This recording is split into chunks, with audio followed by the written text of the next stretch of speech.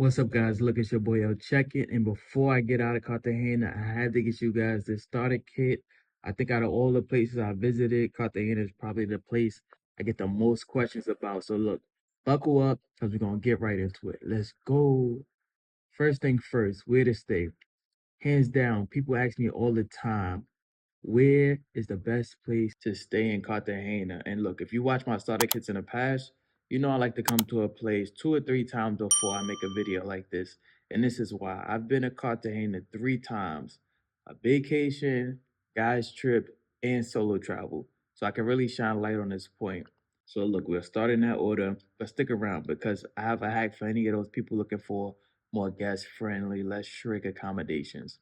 But vacations, I would definitely recommend a hotel in Cartagena for vacations. Now, hotels are great if you have maybe 1 or 2 things you want to get done during the day, but relaxation and safety are your main priorities. This is me right here in the Intercontinental Hotel. Yeah, I do go to Intercontinental Hotel. I'm not Drake. Even though Intercontinental, I don't know if it's just Cartagena, but they do charge you a pretty penny to get in there. But yeah, like I said, you got infinity pools, and to be honest, it's nice to have those amenities right at your fingertip: pina colada, massages, pools, everything right there, room service with your little booth thing. You guys can really have a great time. So I recommend, hotels just for that reason. It's a secluded spot where you guys can really enjoy each other's company. Now, for friend trips, girls trip, guys trip, I recommend an Airbnb in Boca Grande or inside the wall city. Boca Grande is easily the best views in the city. And look, as a rule of thumb, the nicer the apartment, right, the more micromanaged it will be. Um, this means if you're on that girl's trip, that guy's trip, but you want to turn up, you want to have the music blast, and you want to have people in and out the apartment, you probably do not want to go for those luxury penthouse type of vibes, even though I know you guys want it. But the thing is, you're gonna get more of those knocks on the door, you're gonna get more of those messages from the host, you're gonna get more of the security downstairs giving you problems. So that's something you want to think about when you thumbing through the options on Airbnb. You're seeing all these great places for decent prices. The nicer the spot, the more micromanaged you're gonna be with it. So it's important to keep that in mind. Now, look, Boca Grande is a great location because, like I said, it's right there. It's in the tourist area. You got the beach right outside. Um, and I think the best reason for the Airbnb is you get the multiple room situation. So you with your girls, you with your guys. You guys can all stay in one place, be comfortable, get 3 bedrooms, 4 bedrooms, however you want to do it, all be together and really get to enjoy the vibe. Now, on the other hand, is the wall city. I think this option is a great option for people who really want to focus on nightlife because that's where it goes down. But same type of ball game as far as the nicer spot you get, the more problems you'll have as far as being micromanaged and being looked at. Now, I told you guys I got a little hack for the solo travelers and those people who don't like being micromanaged, and that's where we'll jump in right now in this option. So this right here is a mini apartment. This is basically a no frills apartment, affordable, gets the job done. Nothing glamorous here, but if you travel as much as I do, you'll start to realize that sometimes peace of mind can come over luxury. It'll definitely make up for it. As you can see, you just walk straight in the spot. There's nobody watching you. There's nobody on you. There's no problems. There's nobody who's gonna come out and say the music's too loud because who? There's no one there regulating anything. Hosts to these type of places tend to be really chill, very laid back, and there's not much interference as far as like the building getting away. It's just you and the host, most of the time. So I really like these spots, and like I said, this is a great option if you're a solo traveler.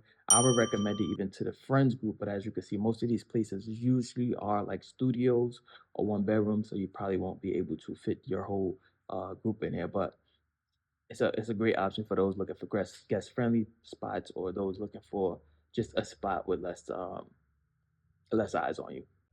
All right, guys. Next, let's get into beaches. Now, I'm gonna be honest. A lot of people come to Cartagena thinking it's a great beach destination, and look, it is. But it's important to know what beach offers what type of vibe, right? If y- if not, you'll go to Boca Grande thinking that you're about to get a Bora Bora, and you end up getting an Orchard Beach in the Bronx. So I'm gonna break down the beaches, starting with Playa Blanca. Now, Playa Blanca is hands down the best option for those looking for a more Jamaica, DR, sky blue beach, with that Caribbean feel, nice sand, beach bars, beach clubs. Now, the drawback to Playa Blanca is it's about 45 minutes away from the tourist area, like Boca Grande and all that. And you can take a Uber there and back pretty easily. I just recommend that you talk to the Uber driver and ask if they could bring you back so you don't have to deal with the hassle of trying to find an Uber later at night. Um, Great beach, one of my favorite beaches when I go out there. Before I like I'm aging myself, but way back in the day, you used to have to actually like set up a tour because Uber wasn't really in Colombia or I wasn't using it. But now you could just hop in an Uber and get there 1, 2, 3. Next is Boca Grande. Boca Grande, like I said, is the main tourist beach. Is the one you probably see a lot of people at. You see the views and all that. Now, Boca Grande is not gonna give you that Caribbean sky blue beach vibe. It's not gonna give you that. I'm gonna come clean. It's not gonna give you that. And to be honest, the first time I went to Cartagena, I didn't even go to this beach. I stayed right in front of it. I never went down because I was underwhelmed. But I will say this beach is an acquired taste. It's an acquired taste because when I started going, I started liking it. I'm like, okay, this is kind of cool. Like the vibes are there. You got to give it a shot. It has the beautiful skyline right behind it, like that Miami skyline behind it. It's a lot of good energy on the beach. The sunset is crazy. You got to just give it a chance, and I guarantee you it will move up your ranks as far as like a beach that you want to go to. Next beach is Castillo Grande, and we've seen that beach in one of my videos I just put out. And that beach is a super low key beach. Again, it's the pro is it's so close to the tourist area. It's right down the block from Boca Grande, but it's kind of on a more local side. So this is a cool spot if you need a break from Boca Grande. You may have hit all the spots. You may just be looking for something to do for the day, just to get a couple hours past. You maybe just want to crack open a cerveza and chill and get some music. Maybe try out your dance moves, hit a little salsa bachata on the beach. This is it. Nobody gonna look at you weird because this is more of a local spot. Um, but yeah, it's right next to Boca Grande, and it's an option a lot of people overlook.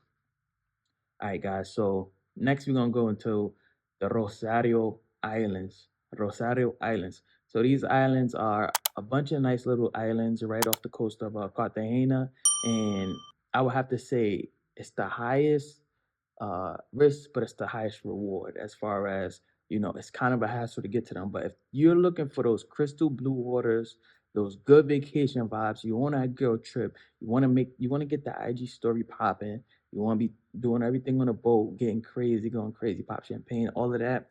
This is the spot you want to do it where you can rent out some yachts, you can rent out some boats with your crew, hop on them, take them over to the island. You're gonna get all of those super popping pics that you want, and you're gonna get a whole good time. So I would say if you're not an experienced traveler, the best way to do this is to get a tour.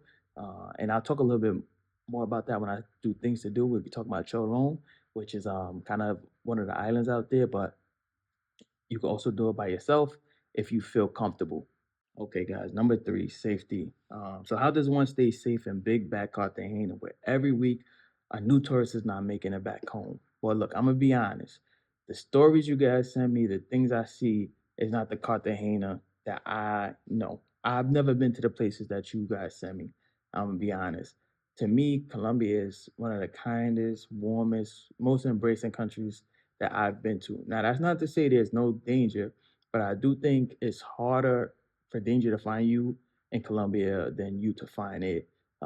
There seems to be a common theme in these stories that I see as far as like all this crazy stuff happening in Colombia, and that's either people are in places they shouldn't be, or with people they shouldn't be with. Now, I don't want to victim blame. That's not what I want to do here. But I want people to know, or what I want people to take away from this is Cartagena is fun, but it's not Disney World or Disneyland.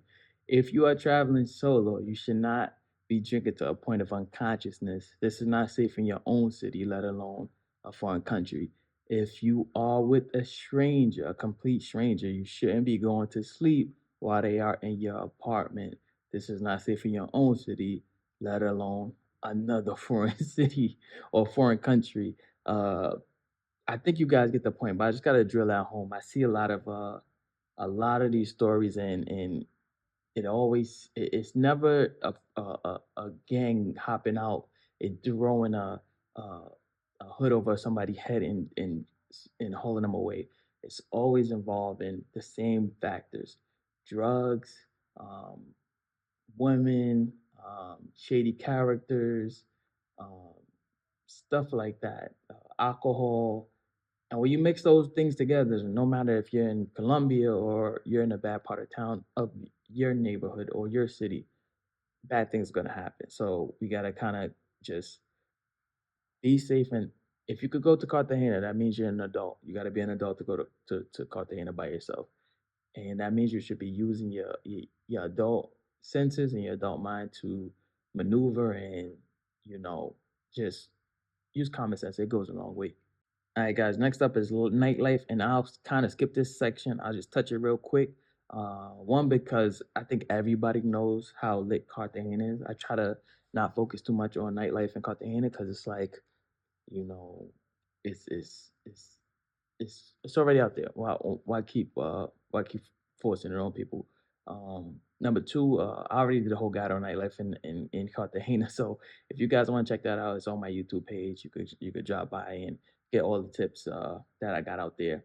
But I would say in Cartagena, a lot of the nightlife is really secluded to the wall city. If you guys haven't been there, and I think the biggest thing I want to touch on is people are always asking me about, I guess, the diversity in nightlife, and there's diversity. One of the biggest tips I give in that video is to talk to the party promoters that are in the streets. You know, the guys that you ignore, the guys you walk fast when they come try to talk to you.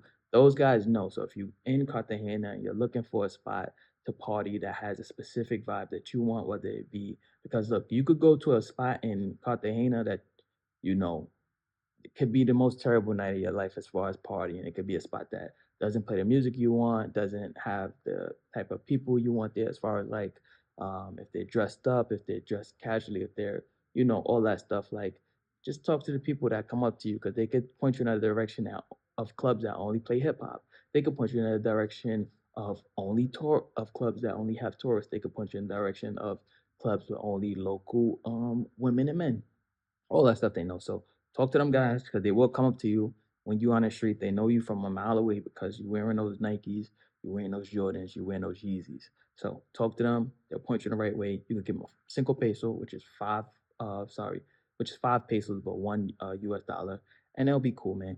So that's nightlife.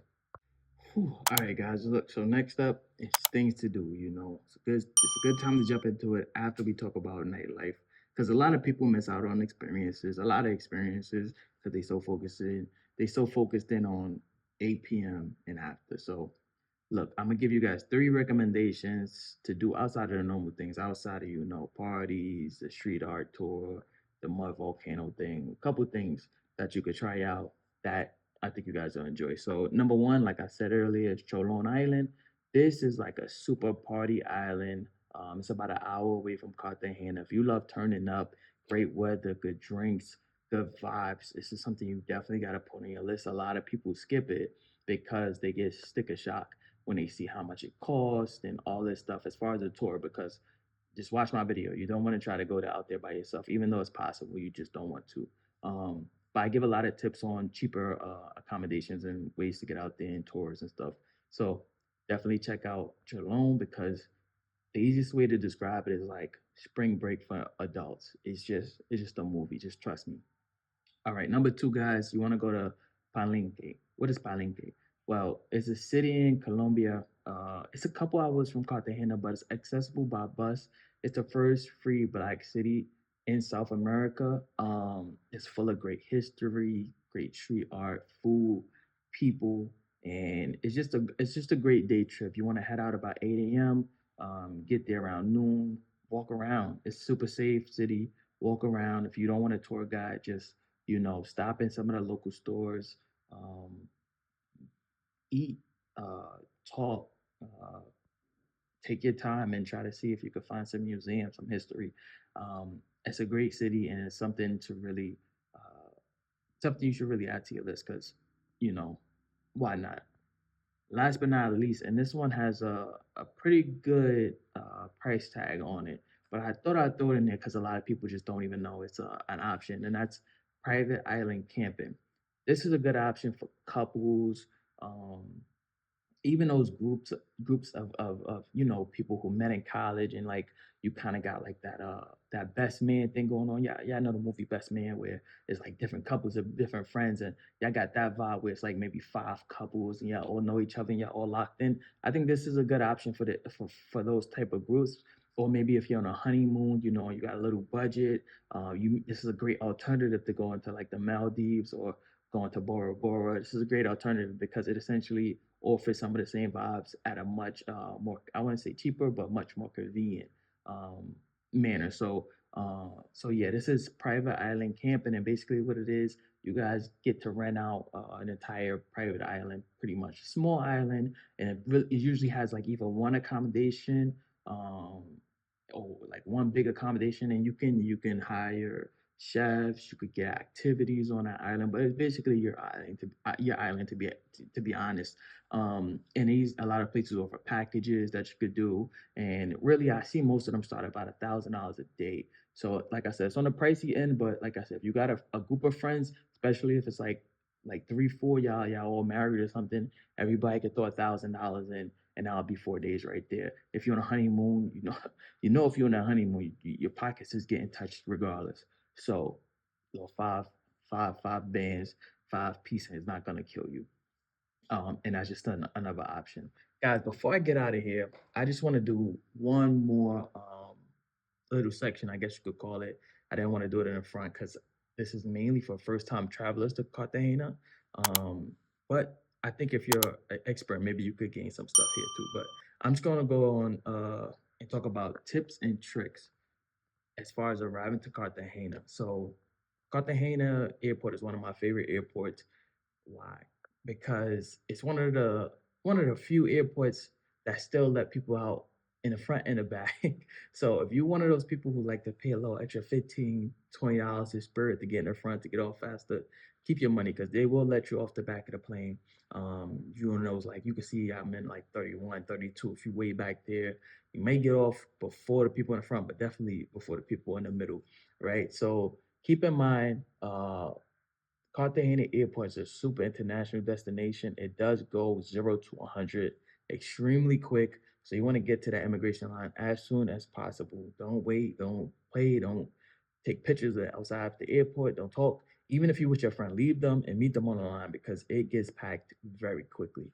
And one tip on that, if you were traveling with somebody who's coming on a different plane, maybe from a different state or something, try to align it where they land maybe an hour before you, or you land an hour before them. Like for example, one time the last time I went with my boy, I got there like 40 minutes before him, so I was able to stand on the line, and I just got to the front when he arrived. So if he would have got there um, maybe 2 hours after me, he would have had to wait on that line. I'd have been waiting for him. It would have just been a disaster. So try to put those flights maybe an hour apart. You will thank me, guys. You will thank me. I'm telling you. Um, so another tip: when you're at the Colombian immigration to get in Cartagena, just be wise with your words. I've seen a lot of people do this when I'm ear hustling, when I'm at the immigration spot.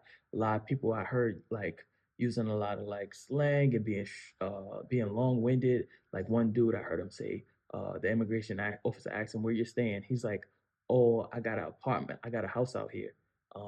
Which raised red flags to the immigration officer because clearly the dude is talking about he has an Airbnb apartment, but he's saying he has a house out here. So that just triggered more questions. And that dude was in there. It took him a while. Like I seen him when I was leaving the uh the little store they got in the airport. So he was in there just getting hammered with questions. Be short winded with your answers, specific. If you have an Airbnb, say I have an Airbnb apartment in this neighborhood. Don't try not to be general because you will get questioned. And the worst thing you want is to prolong that process or have your bags checked and stuff like that. So that's another tip. I always give this tip in every video I do. Make sure to get your alcohol, booze, and stuff from the airport. The airport stores, the easiest way. If you guys see my Cartagena video, you see I got off some Don Julio at the corner store by Boca Chica. Yeah, that wasn't fun. Um, yeah, so after you get your stuff from the store. Yeah, man, it's pretty simple. Uber works in Cartagena, so just make sure you grab a Uber. Try to put cash on there. They usually are more responsive to cash as opposed to having your card connected. And I would say that the cab ride from the airport to most tourist sites are about 15 minutes. But yeah, man, that's it, man. We're gonna leave it here. Look, you guys know who it is, you know the face, you know the name. It's your boy L. Check in, do it on YouTube, not a YouTube. But hope you guys learned something today. Hope this was useful. If you like the video, like, comment, subscribe. You know how it go. I hit you guys in a minute. Let's go.